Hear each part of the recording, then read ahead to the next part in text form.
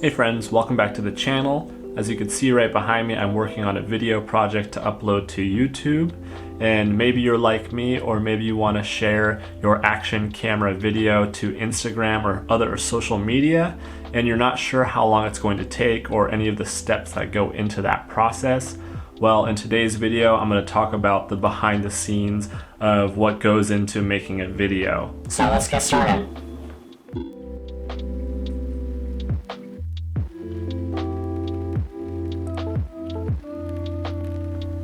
I'm going to try to keep it really simple here.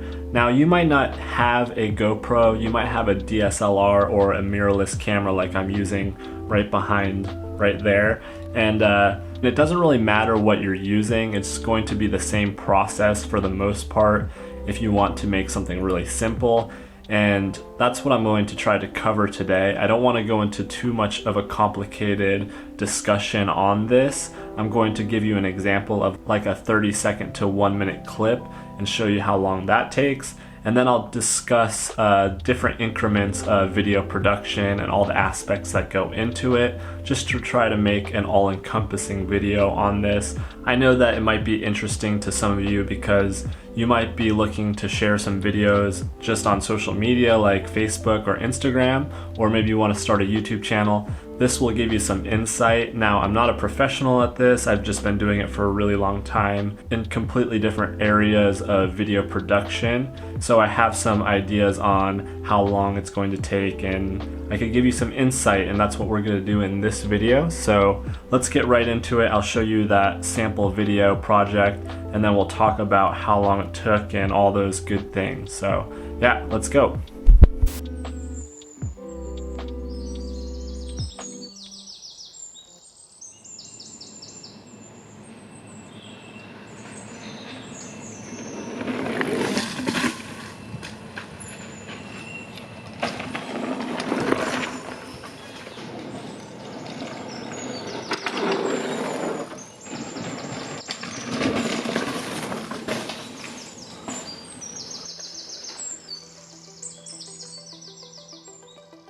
So now that you've seen that quick 30-second example, let's quickly go over what went into the video process. From start to finish, this video probably took me about 3 to 4 hours to complete. You might be wondering why it took so long. Well, there's a lot of steps and processes that you have to take into consideration. And in the next couple minutes, I'm going to talk about all of those reasons. So let's go over the 3 topics to remember when creating a video for social media. First, do you want to shoot POV or cinematic from a standard camera like a Canon T3i or Panasonic G85? Second, what story are you telling? And lastly, how much time are you willing to spend on your project?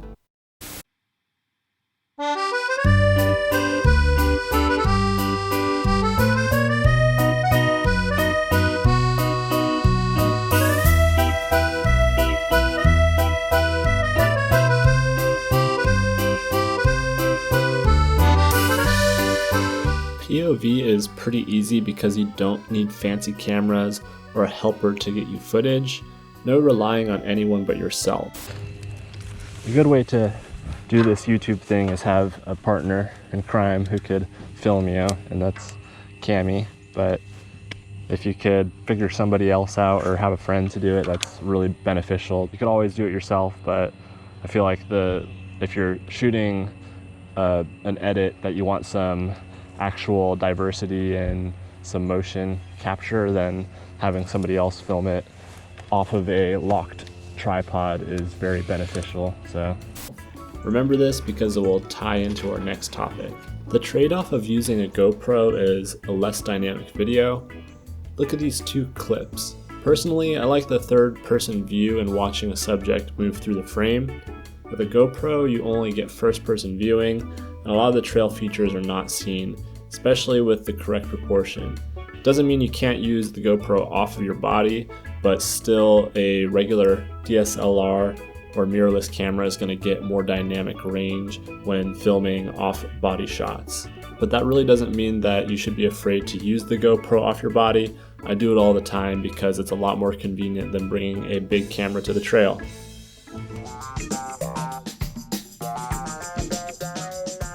Storytelling sometimes works its way out for you. It's just the nature of creation. You go into a day of filming with one story in mind and then leave with a completely different idea.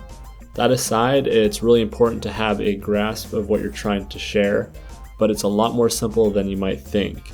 If you're trail riding with friends, gather some single track footage, some of your friends having a good time, and whatever else the day holds. That's really it. Perfect. Easy peasy.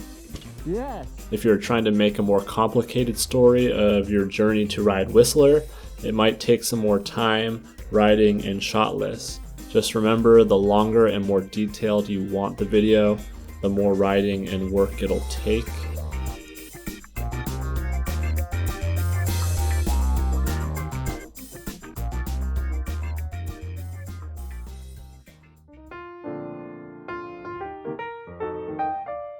And this one brings together all of what I talked about. The most simple way to share a video is by recording a 60-second clip with your GoPro and uploading to Instagram. And that is what most of you are looking to do. In total, this would only take the time on the trail and the time to transfer from your GoPro to your smartphone and finally to the web. The major downfall with this method is the fact that you can't edit your footage and it's just raw straight to social media. I'd estimate this process to take about an hour, including the trail ride. Anything beyond this will take more and more time. The next step up would be cutting together a simple trail ride. It's still a ton of work and a lot of stuff goes into this. The trail ride, a computer with editing software, and about 2 hours of time. Uploading the raw files, importing to a video editor, cutting together clips, signing up for YouTube, and uploading them will all take approximately 2 hours. You'll definitely get better with experience, but remember that keeping it simple with one camera makes the work a lot easier. And finally, I'll jump to the most complex form of creating a video and include writing scripts, shot lists, scouting and shooting multiple takes, cutting multiple scenes, studio filming, voiceover, post audio, and much, much more. A video that will run for 5 to 10 minutes with multiple scenes and takes that seemingly only took an hour to create will have taken several days to put together. I would estimate about 8 to 10 hours for a mediocre video like the kind that I post, about 10 to 20 hours for an above average video, and nearly an entire week for a pro level video. And it only gets more refined with practice and time. Now, there are ways to beat the system and create better quality with less time, but it still equates to several hours of work. This project falls right in between, taking about 8 hours to create, but having an above average quality. So what do you think about all this? Now, if you have any more questions about the video production process and all the stuff that goes on behind the scenes, then just comment down below and let me know. I'll try to help you out and try to give you some insight from my personal experience. Now, my personal experience isn't the same as Joe next door, so just take that into consideration. I'm giving you my ideas, and I'm pretty unbiased with my opinions, and I do a lot of research. And yeah, if you have any more questions about it, let me know and I'll try to get back with you and give you my best answer. So that's it for today's video. Sorry that I didn't get too deep into that topic. I didn't want to get it too confusing or too detailed, but maybe there will be another video to come. And if you like the video, just go ahead and give it a thumbs up. Don't forget to subscribe if you are new here and you haven't already. That's something that will really help the channel out. I'm not the kind of person that wants to push that or anything, but if you want to support this channel, then subscribing and hitting that notification bell would really help out. And also sharing the videos. So there's a lot to it, and a lot of us watch YouTube and we don't realize that that helps the creator out a huge amount, but it really does. So keep that into consideration. I'll see you on the next one. Don't forget to get out there and create your own adventure and spread some positivity. I'll see you later.